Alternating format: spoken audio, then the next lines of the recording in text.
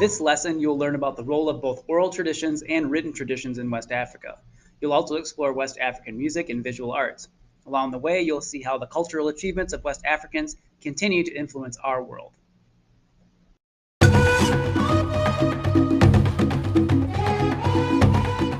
A griot is a verbal artist of the Mande people. Griots are poet-musicians who tell stories, sing songs of praise, and recite poems, often while playing a drum or stringed instrument.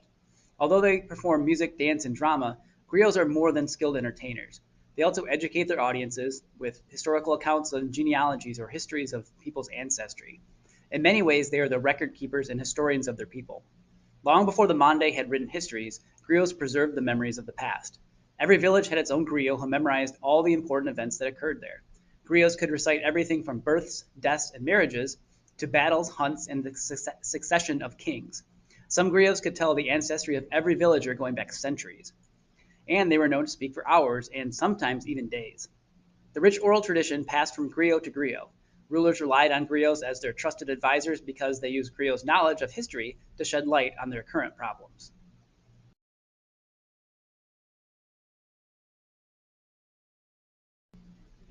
The art of griots remains alive today. Some of the most famous artists in West African popular music are griots who change traditional oral works into modern songs. Poets and storytellers make recordings and appear on radio broadcasts performing both old and new works.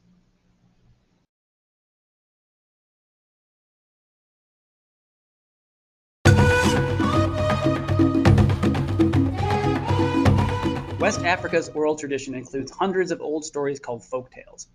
West Africans use folk tales to pass along their history and to teach young people morals and values. Many traditional folk tales were brought to the Americas by West Africans who were sold into slavery beginning in the 1500s.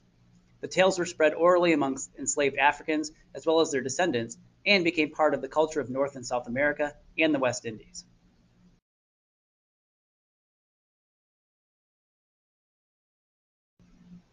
One example is a type of folk tale known as a trickster tale. These stories tell of a clever animal or human who outsmarts others. Trickster tales are popular in many cultures. In West Africa, one famous trickster was the hare. West Africans brought tales of the hare to America, where he became known as the Brer Rabbit.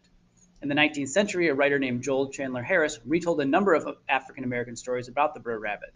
These stories have since been woven into American culture.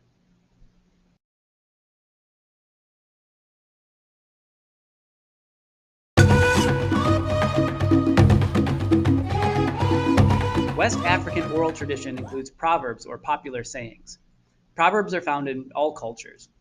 West African proverbs use images from everyday life to express ideas or give advice and reveal a great deal about the wisdom and values of West Africans.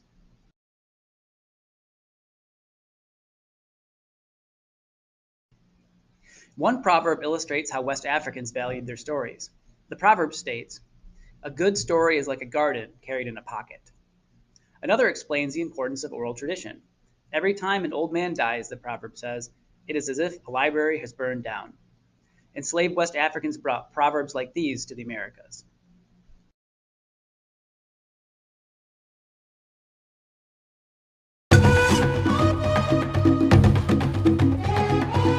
After Islam spread to West Africa, written tradition became much more important.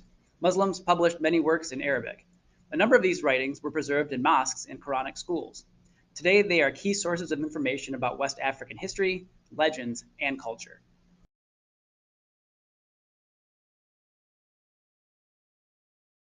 Modern writers in West Africa are adding to the literary legacy of the region. Some of them have turned ancient oral traditions into novels and other works.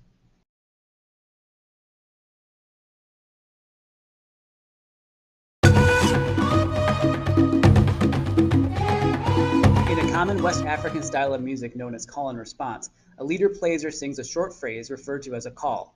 Then a group of people, the chorus, answer by playing or singing a short phrase, the response. The leader and the chorus repeat this pattern continuously as they perform the song.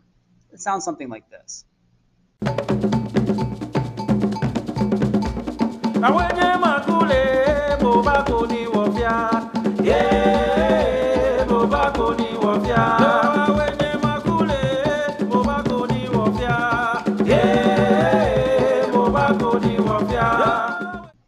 Enslaved West Africans brought call and response songs to the Americas.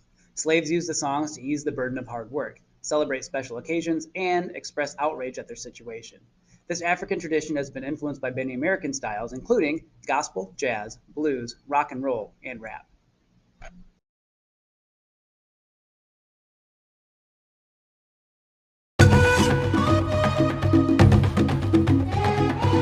Traditional musical instruments in West Africa include three that griots have used for centuries. They are called the balafon, the ngoni, and the kora. The balafon was probably the original griot instrument. Like a xylophone, a balafon is made of wooden bars laid across a frame.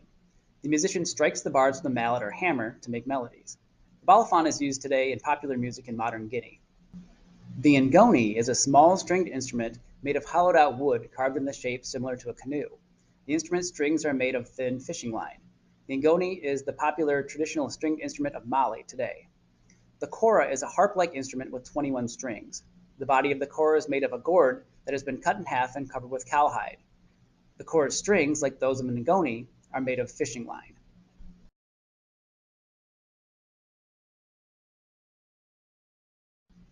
West African musicians have introduced their music to people all around the world. Some modern musicians in West Africa combine the sounds of their music with electronic music.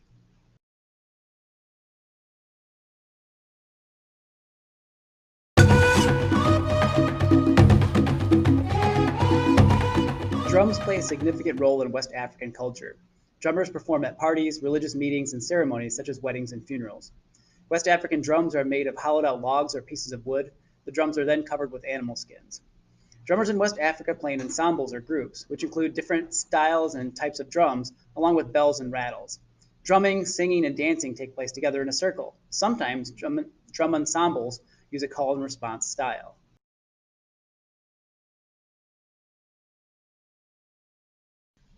West Africans brought their drumming traditions to the Americas.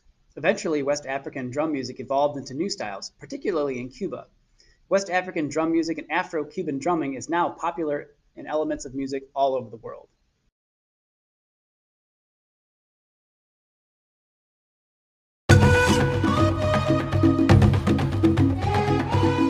West Africans perform dances for all kinds of occasions, including rituals and ceremonies that commemorate important events in people's lives.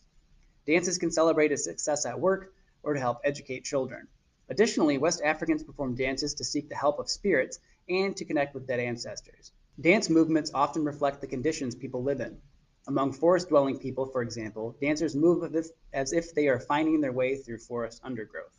Some dancers wear elaborate masks that represent the spirits of traditional West African religion.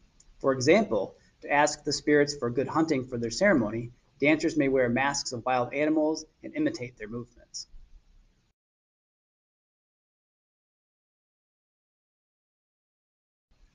Today in West Africa, dance is as much a part of life as singing and drumming are. Traditional West African dances are still performed in Africa and all around the world.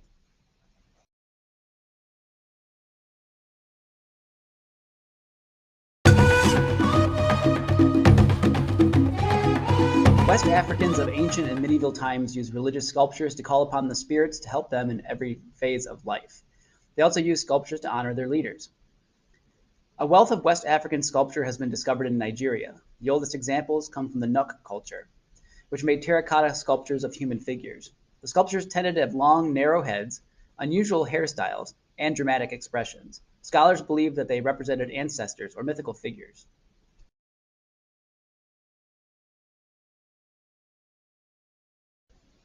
The Yoruba people also made sculptures of terracotta. Later, they used bronze and copper. By the 11th century, they were making brass sculptures of royalty. Over time, they taught their neighbors in Benin how to make brass sculptures. Benin artists produced sculptures in honor of the royal court. By the 16th century, they were creating elaborate plaques that showed the king's power and authority.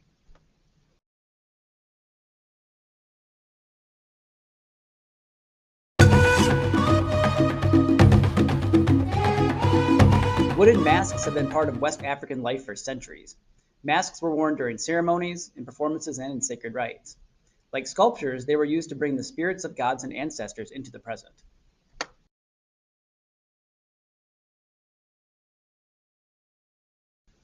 Because West African masks are detailed and expressive, they've inspired a number of artists around the world. Among these artists is Pablo Picasso, a world famous Spanish painter from the 20th century.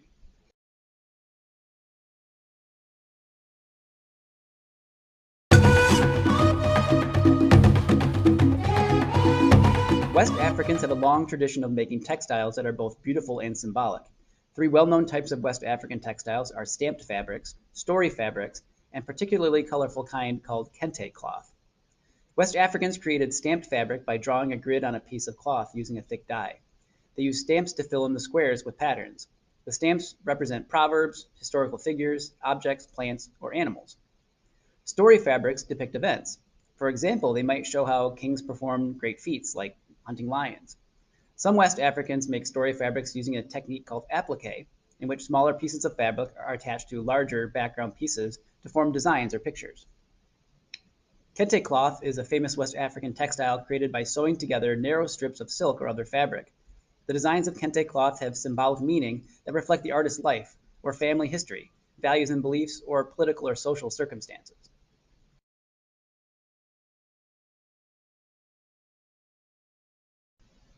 The influence of West African textiles is evident in quilts made by African Americans. Today, commercially manufactured kente cloth is worn all around the world.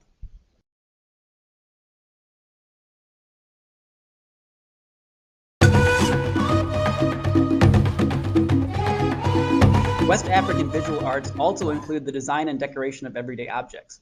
Skilled artists transform practical objects into beautiful products such as ceramic storage containers, utensils, furniture, and baskets. In many parts of West Africa, baskets are made using the coil method. The basket maker winds fibers into coils and then uses strips of fiber to bind the coils together.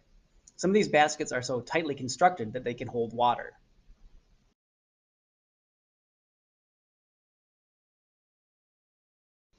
West Africans brought their basket making tradition to America and taught it to their descendants. This art is still practiced in the American South.